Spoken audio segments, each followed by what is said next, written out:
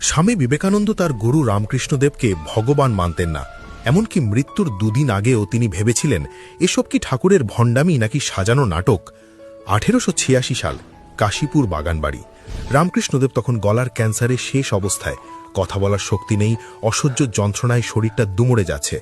নরেন শিয়রের কাছে দাঁড়িয়ে মনে মনে ভাবলেন, সুস্থ শরীরে তো নিজেকে অবতার বলে খুব জাগ করতেন, আজ এই মরণ যন্ত্রণার মুখে দাঁড়িয়ে যদি বলতে পারেন আমিই ভগবান, তবেই আমি মানব।